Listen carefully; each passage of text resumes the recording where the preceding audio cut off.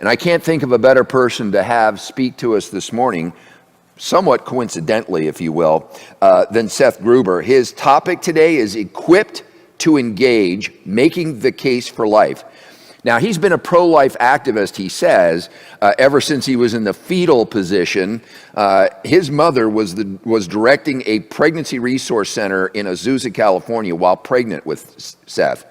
He is now the West Coast director of the Life Training Institute. This is an elite team of pro-life speakers that equip and train students, Christian leaders, and the church to be gracious but persuasive and be the voice for the unborn. He is also the host of Unaborted with Seth Gruber, a pro-life podcast that translates pro-abortion rhetoric into reality and equips listeners to defend life.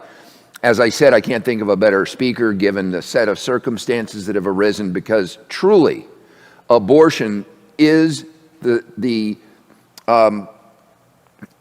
sacrament. That's the word I was looking for. Abortion is the holy sacrament of the left. Please welcome Seth Gruber.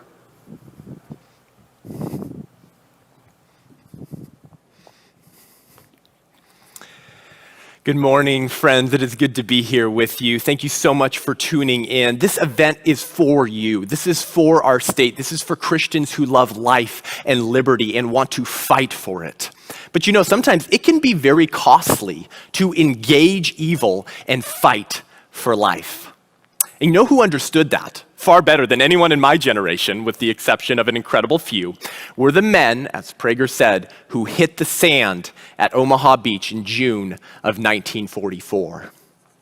And if you know your history, friends, you'll know that the first wave of Allied troops to hit the sand sustained at least a 90% casualty rate.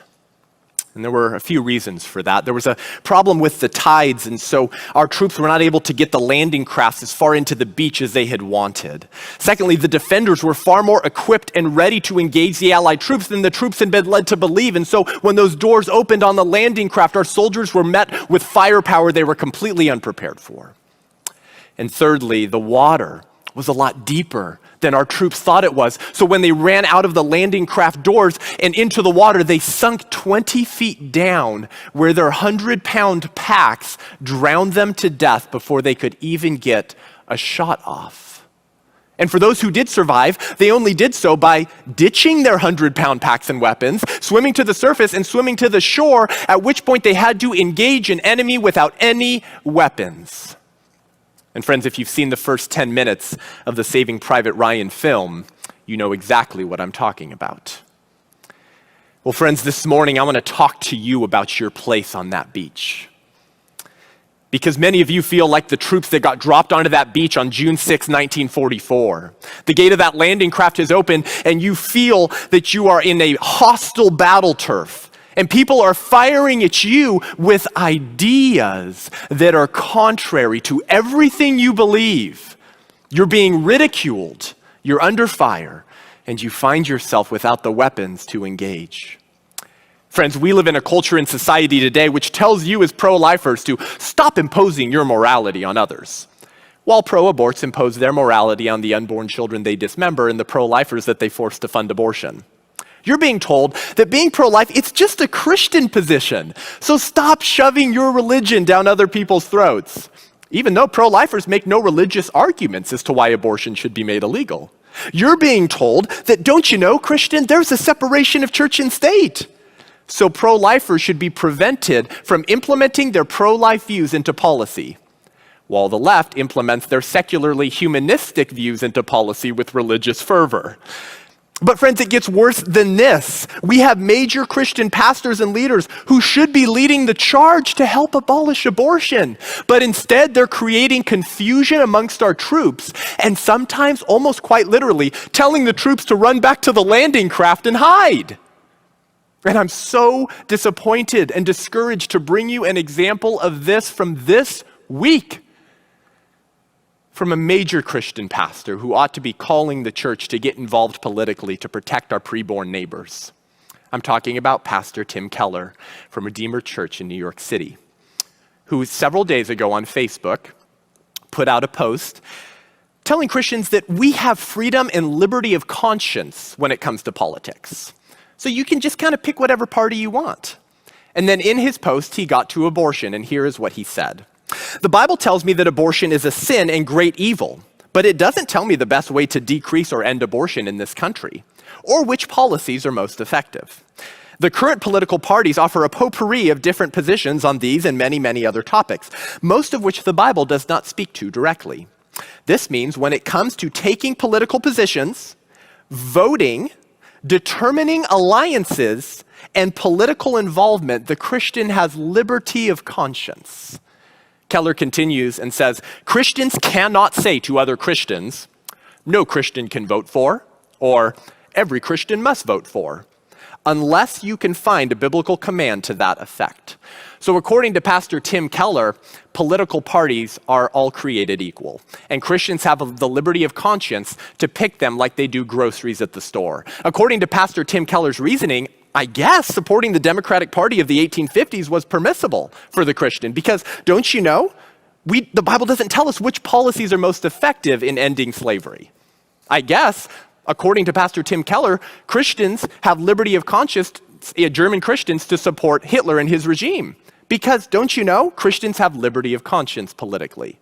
Now, if Keller rejects these suggestions as permissible for the Christian, which I'm sure he does, but he is still pro-life, then his own argument is rendered false. Why? Because abortion is wrong for the same reasons that slavery and the Holocaust were wrong. They legally denied rights of personhood to image bearers of God while dehumanizing them in order to justify their mistreatment. In short, Pastor Tim Keller apparently believes that clerical silence or political neutrality in the face of child sacrifice is an acceptable means of evangelism. But it's not, brothers and sisters. And Tim Keller, along with many major Christian leaders and pastors today, have forgotten what William Wilberforce, that great British abolitionist, taught us when he said that a private faith that does not act in the face of oppression is no faith at all. But this type of moral, spiritual, and political confusion is infecting the church, the very institution predisposed to protect preborn children because we believe human beings are created in the image of God. And friends, I can testify to this confusion in the church. You see, I speak to thousands of students and adults every year throughout the country in Protestant and Catholic high schools, secular and religious colleges, churches, and youth groups. And unfortunately, the moral fog that our Christian leaders are living in spans across generational gaps, and it is infecting the next generation who will be the posterity of our country and will take the reins of this republic to determine whether abortion remains part of a natural right or not. So friends, while our politics seems to be falling apart and the church seems to be laying down her duties and her arms, we cannot. Surrender is not an option for the Christian. So friends, I need you to engage for life. We are going to gear you up. We are going to equip you with the tools to hit that beach right now so that you are equipped to engage in the battle for life.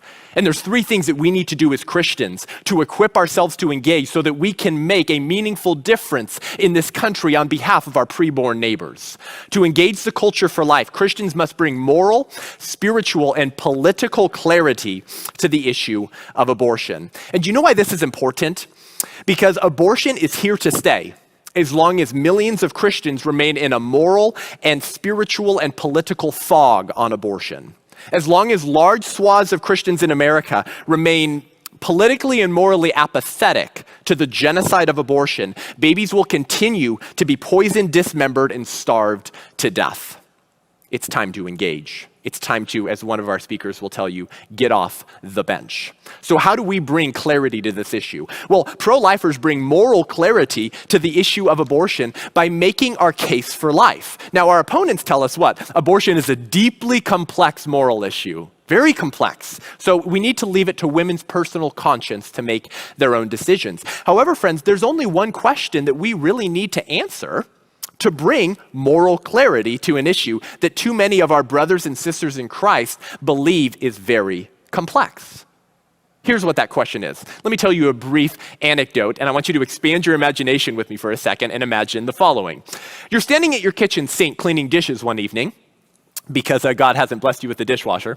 And as you're standing there cleaning your dishes, your 3-year-old toddler walks up behind you. Okay. Now your back is turned and you hear your 3-year-old toddler say, Mommy or Daddy, can I kill this?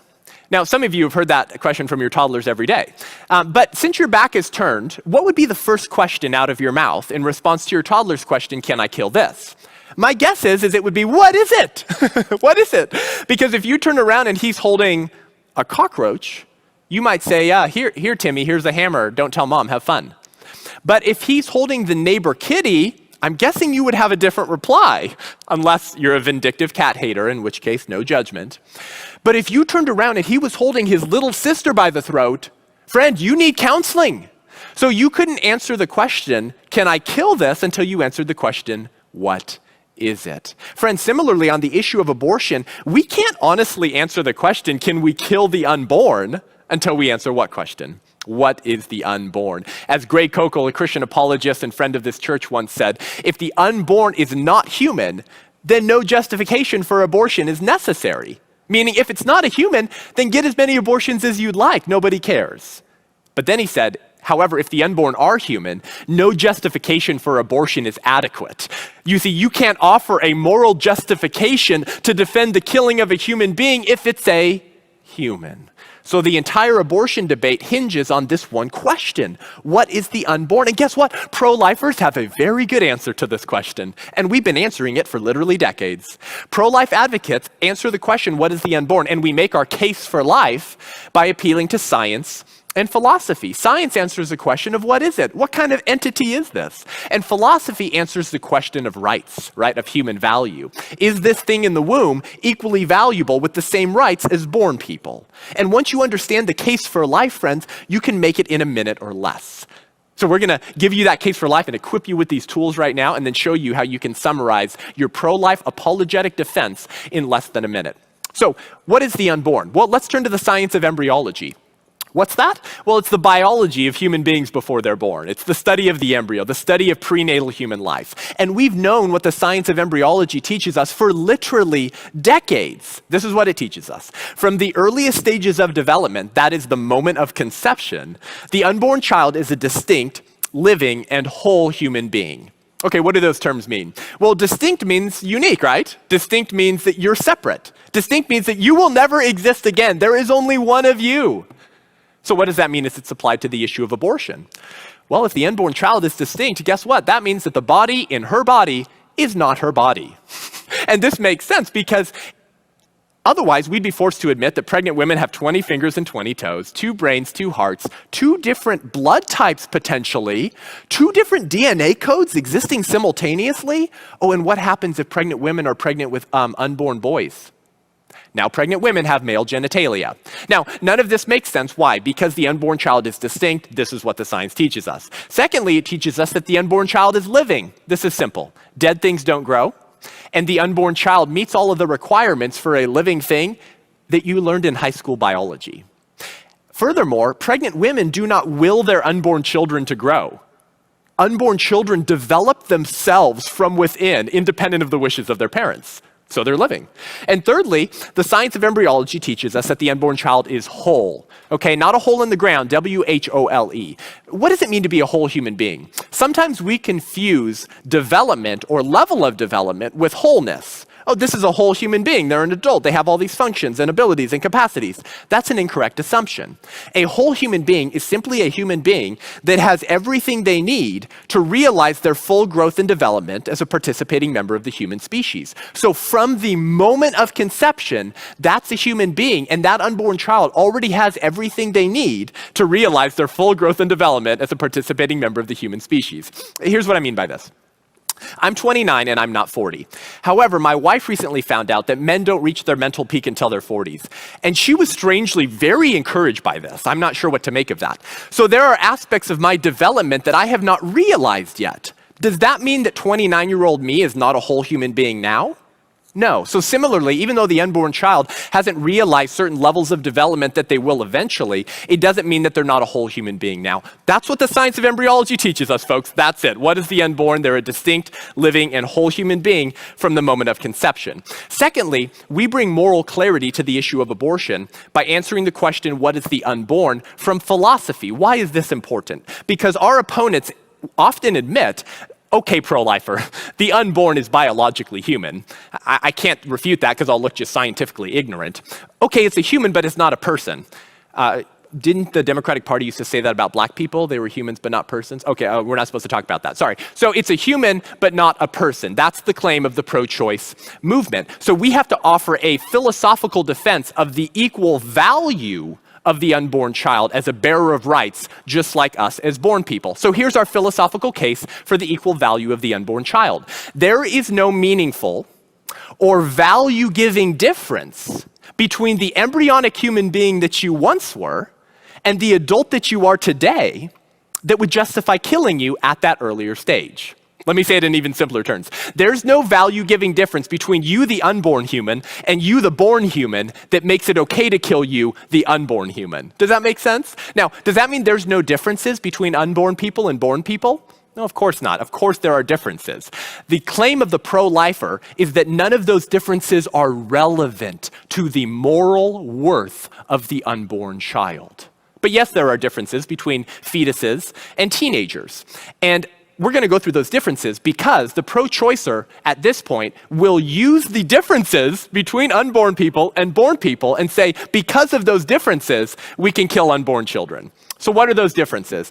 Well, they're summarized in the acronym SLED, S-L-E-D. This is a very difficult concept for us in Southern California where we can't even spell the word snow, but work with me. So SLED stands for size, level of development, environment or location, and degree of dependency. These are the only 4 differences between unborn humans and born humans. Let's go through them since these are the differences our pro-abortion Americans use to justify abortion. The first is size. Yes, it's true, the unborn child is smaller than the newborn child.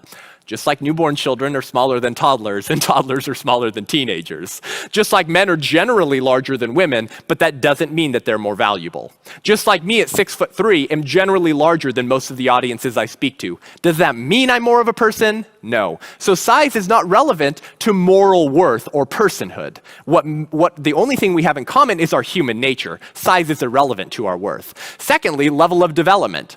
Yes, it's true, the unborn child is less developed than the newborn child.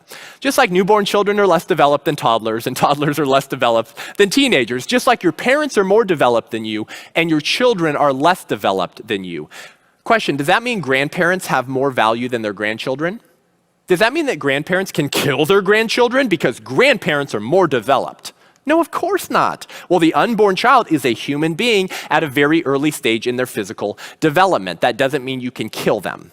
The third difference between unborn people and born people is environment, all right, or location. So pro-choicers say, well, women have the right to kill their unborn child through all 9 months of pregnancy for any reason or no reason at all because it's in the womb. Because it's located 6 inches away in a womb that was designed to hold them and that we all used to be in, but we weren't aborted because our mothers chose life. So because that child is in the womb, they can be killed through all 9 months of pregnancy. But as Frank Beckwith says, where one is has no bearing on who one is. Most of you watching are hundreds of miles away from me right now. You're in a different location. Does that mean I can kill you? Of course not, because where one is has no bearing on who one is. And by the way, friends, what a tragedy it is. What a tragedy that the location that was created to be the most safe environment for a human being has become the most dangerous.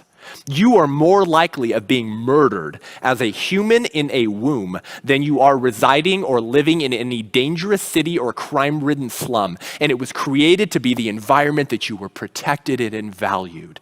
This is why the psalmist says, you knit me together in my mother's womb. Thank you for making me so wonderfully complex. My frame was not hidden from you when I was woven together in the dark of the earth. And the sacred space of the womb, the space in which our Savior entered human history, has become the most dangerous place for human beings to find themselves in America in 2020. So location or environment is the third difference between unborn people and born people, and it's used by pro-abortion advocates to say we can kill them because they're in the womb. The fourth difference is dependency, or degree of dependency. This means how dependent you are, okay, on someone or something else for your life. Is the unborn child dependent on the mother? Of course.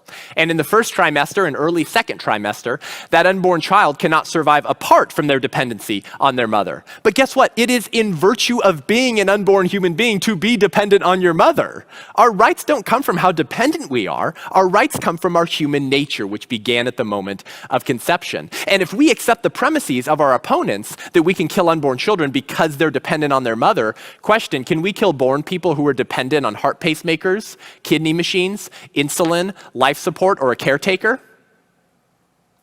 They're dependent on someone or something else without which they cannot continue to live. Anyone want to get on board with rounding up and killing those people? Of course not. Because our rights and our value do not come from how dependent we are, they come from our human nature. These are the four differences between unborn people and born people. But notice, the unborn child differs from us in the same ways that we differ from one another. So the arguments used to justify the taking of unborn human life work equally well to justify killing people outside the womb. In short, the argument for abortion cannot be confined to the womb. The right to kill unborn human beings cannot be confined to the womb.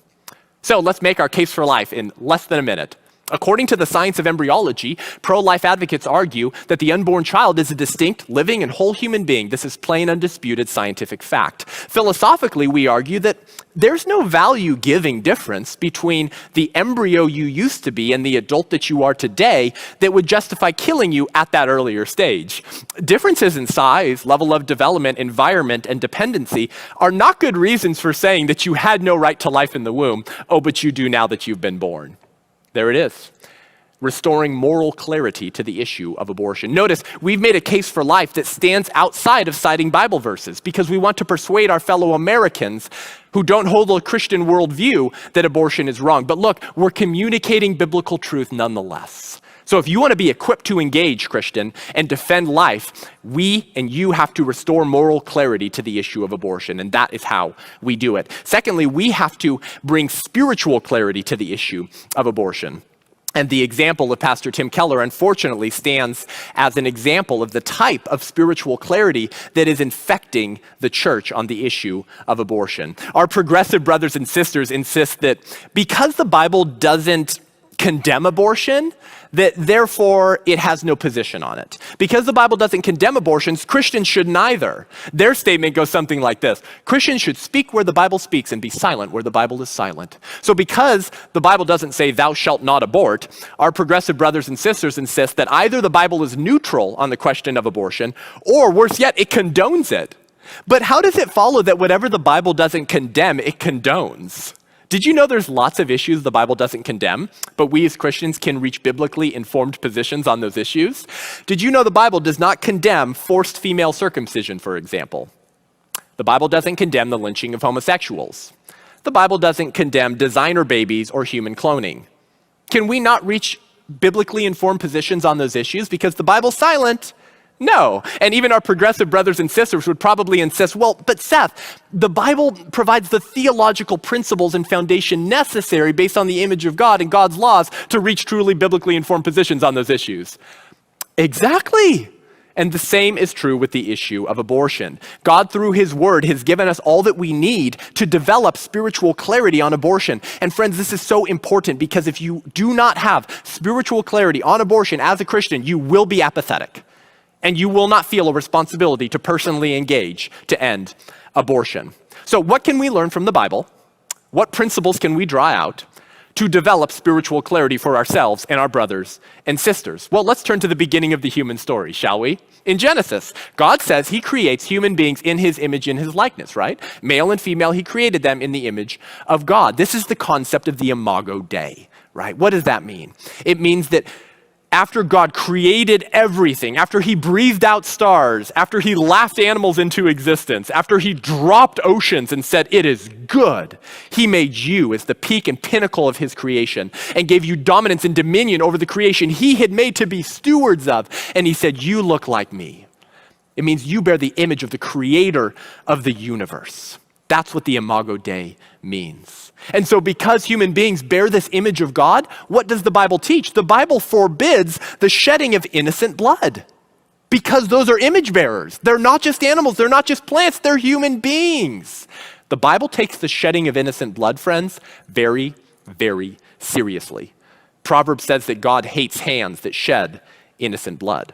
Okay, so every human being is created in the image of God. And what did we just learn from science? That unborn children are human beings. So unborn children bear the image of God. And this is why the prenatal John the Baptist leaps in the womb when Mary walks into the room pregnant with the creator of the universe.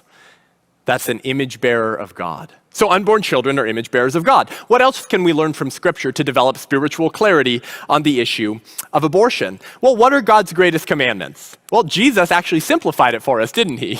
He said in the New Testament, all the law and the prophets hang on two.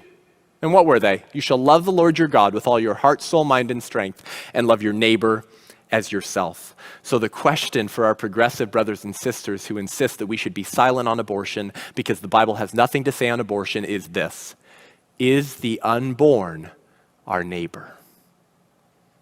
And friends, this was the question that the lawyer asked Jesus in the parable of the Good Samaritan. Do you remember? He asked Jesus, what must I do to inherit eternal life? And Jesus said, what is written in the law? How do you read it? And he tells Jesus, I know, you shall love the Lord your God with all your heart, soul, mind, and strength, and love your neighbor as yourself. Jesus said, you have answered correctly. Do this and you will live. But he, desiring to justify himself, said, and who is my neighbor? Do you think the lawyer didn't know who his neighbors were? He just recited the two top commandments to Jesus. He knew the law and the prophets. Desiring to justify himself. He was trying to create a category of neighbor and non-neighbor so he could shirk himself of the responsibility of loving those neighbors that he really doesn't want to treat like neighbors, those neighbors that are inconvenient and difficult to love. Friends, no other class of human beings is directed with the question, are they our neighbor, more than unborn children? Are they really, though? Are they really our neighbors? The answer is yes.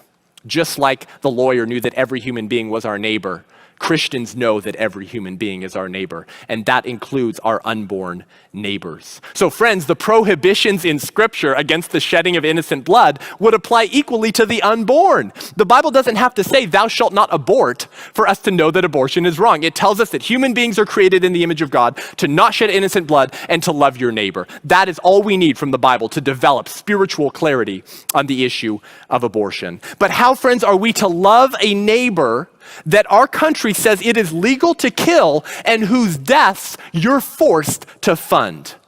How do we love that kind of neighbor? Well, we seek to stop the slaughter.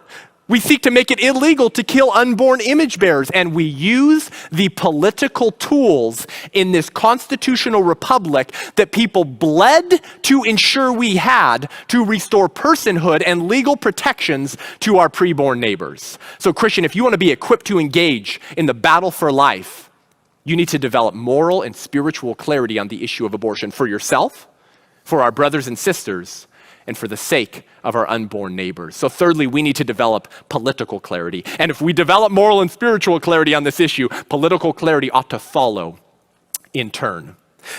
The other side, friends, has no qualms about being perceived as partisan through their work to attack the unborn and those who seek to protect them. So friends, it's high time for us as Christians to abandon our concern with being perceived as partisan in order to engage in the political work necessary to protect unborn image bearers from dismemberment. Christians need to abandon this assumption and lie that abortion is a political issue. It is a moral and spiritual issue with political ramifications and realities. And we need to engage in that political work to restore personhood to the preborn, just like Christians had to do that in the 1850s and 60s, to use those political tools necessary to restore personhood and a right to life, liberty, and property to our African American brothers and sisters. But our opponents, and some who claim to be our allies and pay lip service to the pro-life movement, seek to neutralize the political action of pro-lifers and create political confusion in the church. And there's two ways they seek to do this: to neutralize political action of Christians and pro-lifers and create political confusion. The first way is by telling you as pro-lifers, and you're ready, you know this one, you're not really pro-life unless you support open borders, universal health care, universal basic income, you oppose war, you oppose police brutality, you're out there marching, calling America systemically racist. Yeah, so if you do all those things, you're really pro-life. is ridiculous. It's scandalous. No other movement that has a narrowly minded focus towards solving one injustice is levied with criticisms that they're not really for or against the things that they are unless they adopt responsibility for a whole other cornucopia of societal ills. And too many pro-lifers, out of a desire to avoid accusations of hypocrisy toward the suffering of others, will accept this premise that we have to expand the pro-life vision to somehow solve all injustices in order to be truly pro-life. Now, does this mean that Christians in their personal life don't have a responsibility to love all neighbors? No, of course not. In our personal lives, we have a broad and inclusive responsibility and ethic to love all neighbors. But it doesn't follow that the operational objectives of the pro-life movement must be diverted to address other issues. Most of those issues have their own movements and organizations better funded than the pro-life organizations. So how does it follow that because the pro-life movement opposes intentionally killing innocent human beings in the womb and seeks to protect them through legislation, that we must also adopt responsibility for a whole cornucopia of other societal ills? For example, was Oskar Schindler not really anti-Holocaust because he only focused his energy and time on saving Jews? I guess so. Is the American Cancer Society not really anti-cancer because they only seek to solve one form of disease and not many? I guess so. And were abolitionists not really anti-slavery because they only sought to abolish one form of evil? I guess so. You see how no other movement gets these accusations except the pro-life movement? So you, Christian, can be faithful as a pro-lifer by merely doing two things: living and acting as if abortion is wrong. That is all that is required to be truly pro-life. But that accusation is the first way our opponents seek to neutralize your political action. The second is they tell you, well, pro-lifers shouldn't be single-issue voters, don't you know? You need to weigh all of the issues on the same moral playing field. So you see, tearing the arms off of preborn children is morally equivalent to universal health care. You need to balance all life issues equally when you go to the polls. And my only question for our brothers and sisters who levy that accusation at us is, would you say the same thing about slavery? Would you insist that Republican abolitionists in the 1850s needed to actually vote for the Democratic Party? Because even though they were the party of slavery, they were addressing other life issues that were very important, and you needed to weigh those as equal with legalized slavery and whipping of blacks when you go to the polls. Ridiculous. Abortion is not the only issue of our day, granted, any more than slavery was the only issue of the day in the 1850s or killing Jews was the only issue of the day in the 1940s. But weren't they both the dominant issues of their day? While many issues are important, they do not all carry the same moral weight. So this selective application of the single-issue voting critique reveals that our critics and some pro-lifers who have adopted this belief either don't believe the unborn to be fully human, or if they do believe the unborn is fully human, they don't think that the genocide of unborn children is serious enough to justify a single-issue vote. But it is.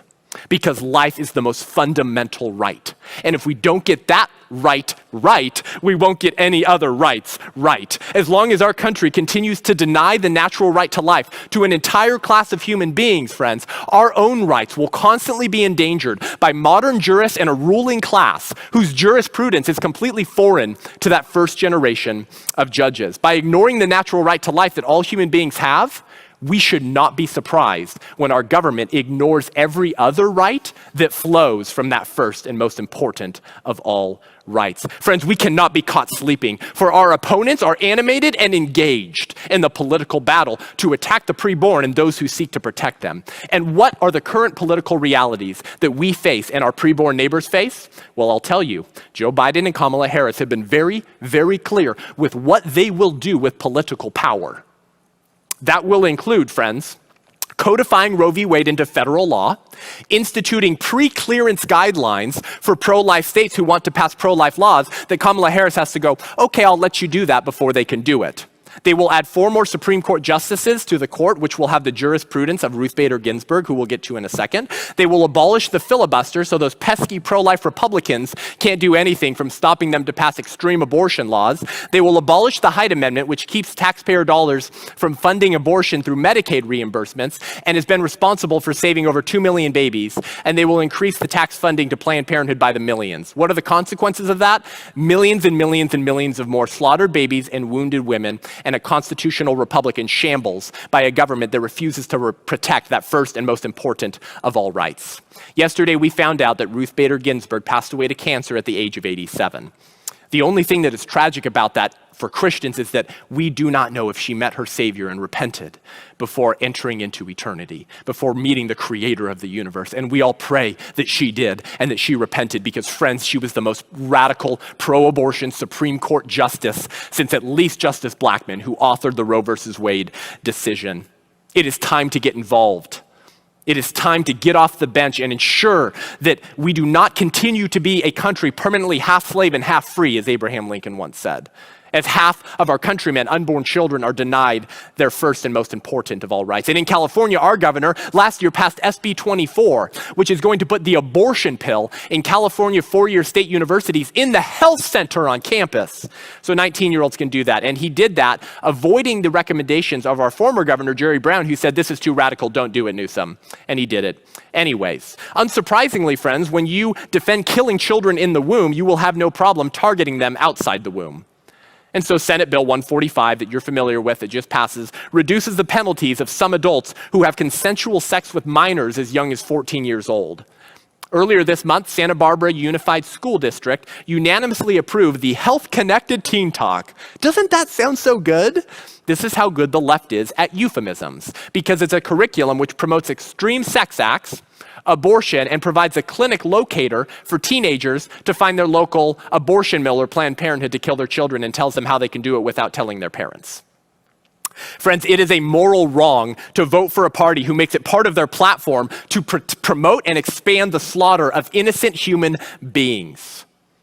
We need to restore moral, political, and spiritual clarity on this issue, and that is how we do it. So friends, what can we do practically? Well, we need to obey Scripture's first and most important commandments. Love the Lord your God and love your neighbor as yourself. In fact, loving our neighbors is so serious to Jesus that what did he say? Whatever you did for the least of these, you did for me. So when you love your neighbor, you're showing love for me. Let's go back to the parable of the Good Samaritan.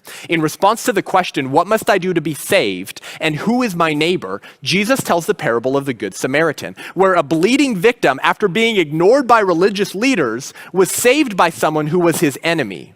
This Good Samaritan didn't stop to preach the gospel to the bleeding victim and say, it's not my job to save bleeding victims, my job is the Great Commission. He understood that his obedience to Christ in the Great Commission ought to evidence itself in action. True faith evidenced itself in works. And so what did he do? He bandaged the man's wounds. He put him on his own donkey. He took him back to the inn. He nursed him back to health. And then he told the innkeeper, I'm going to pay you for any other costs that accumulated in caring for this man while I was gone. Radical sacrifices of his time, his energy, and his money to love his neighbor. And in so doing, he saved his very life. We as Christians, friend, at the very minimum, have the same responsibility to our bleeding unborn neighbors as the Good Samaritan did to that bleeding victim on that day. And that is to adopt personal responsibility and sacrifice our time, our energy, and our money to save lives. Here's 4 things you can do to do that. I want you to take personal responsibility to get 10 people out to the polls. Yes, for presidential, but also for local and congressional. If we want to flip this state and truly accomplish comeback California, then we need to get people who have a Christian worldview and who recognize those first and most important of all rights to utilize their political tools to protect those rights. I want you to go to Californians for Life, their website, Californians for Life, and you can download their California Pro-Life Voter Guide. I want you to use that voter guide, and I want you now to commit to get 10 people to the polls with you to vote for life. Secondly, I want you to learn how to persuasively and graciously communicate your pro-life views. Did you know the abortion industry and the movement work very hard to indoctrinate the next generation into abortion ideology and how to defend it? Did you know one of the Black Lives Matter co-founders teamed up with the former president of Planned Parenthood, Cecile Richards, to launch a political action organization called Supermajority with the express intent of training out young women to be political abortion activists? The church needs to be as committed to equipping the next generation to defend life as the other side is to equipping the next generation to defend death. So if you want to equip yourself to defend the pro-life position, go to my website, sethgruber.com, sign up for my newsletter. It's easy, and you will get free pro-life tools and resources. You can also subscribe to my podcast, Unaborted with Seth Gruber, for a weekly pro-life show that will give you tools to defend life. Thirdly, I want you to sign up as a sidewalk counselor or a volunteer at a local pro-life ministry or a pro-life ministry at your church. Calvary Chapel Chino Hills has an excellent one. If your church does not have a pro-life ministry, I want you to book me to come speak at your church and do a training, and we're going to get a pro-life ministry launched at that church. Fourthly, you need to support pro-life organizations. Like the Good Samaritan, we need to put our money where our mouth is to save children. So if you want to support pro-life organizations, just Google them. There's a ton. Support your local pro-life pregnancy center, or you can support me to travel around the country and speak to young people. All right, friends, I want to end with this. We are in a distinct place in human history right now. But friends, the battle we face is one that our spiritual forefathers have faced before. Many of you are familiar with the story of Oskar Schindler, right? Now, Oskar Schindler was a man, very wealthy German citizen and entrepreneur, who was actually a member of the Nazi Party. But you see, Oskar Schindler began to become horrified at the atrocities being committed by Hitler and the Nazi Party against his Jewish brothers and sisters and image bearers. So what did Oskar Schindler do? Oskar Schindler began to exhaust his great net worth and wealth to buy Jews off of the Nazi death camp lists and employ them in his factory to hide them from the Nazis and save their lives. Did you know that because of Oskar Schindler's sacrifices, he saved over 1,000 human beings from the genocide of the Holocaust? That turned into generations of individuals whose lives were saved because of one man's personal sacrifices to save image bearers from a genocide. And if you've seen the film Schindler's List, you'll know that at the end of the film, he's standing surrounded by hundreds of individuals who owe him their very lives, and he begins to weep. And his friend comes up to him and he says, my brother, what is wrong? These people here owe you their lives. And Oskar Schindler, through tears down his face, says, I could have saved one more. And he looks at his fancy car and he says, my car, my car. One of the last things that he owned. He says, why did I keep my car? I could have sold that. I could have saved 10 more. And his friend says, no, these people here owe you their lives. And he looks at the gold pin on his jacket, which identifies him as a member of the Nazi Party. And he says, my pin, why did I keep this? This is gold. I could have sold this. I could have saved 3 more, at least 1 more. I could have saved 1 more. And as the announcement comes that the war has ended, all that Oskar Schindler can do is weep that he didn't do more. Friends, the question that echoes throughout eternity to our time today is this: do we take our Holocaust in 2020 as seriously as Oskar Schindler took his? Because if we do, friends, if we truly do, then I need you to join me in hitting the beach. I will see you on the battlefield. Now go and give them heaven. Thank you. I have good news for you. We have voter guides this election year for the state of California for congressional, Senate, and Assembly seats. Capital Resource Institute has put together these fabulous church-compliant voter guides that you can pass out at your church, that you can send links to your friends, so that way we can know where all these candidates stand on the issues. This is going to be a valuable tool for the church this year, so don't hesitate to visit Capital Resource Institute to get your voter guides. I'm sorry, right here. Yeah. Well, we're back, and I've got somebody with me who just laid out a great action plan for going after this topic. And I thought of one more, and I wanted to get it approved before I brought him over and talked about it. Those 4 steps are: get 10 people to the polls, learn how to persuasively advocate for the pro-life cause, volunteer for the cause, support the cause. And I thought of one more because lately street painting has become sort of the norm. It's a new way to get a political message out. What about babies' lives matter in the middle of the street in front of abortion clinics? Are you down with that? That's right. I think we need to do that while also doing what we can to save those babies' lives, getting Christians outside of abortion mills to say, we will adopt your baby. We will pay for the delivery. We will do whatever we need. We will house you in our back house if you choose life. And then writing Baby Lives Matter on the sidewalk while we literally save those lives. Amen. Thank you. Great talk. Thank you for being here. All right.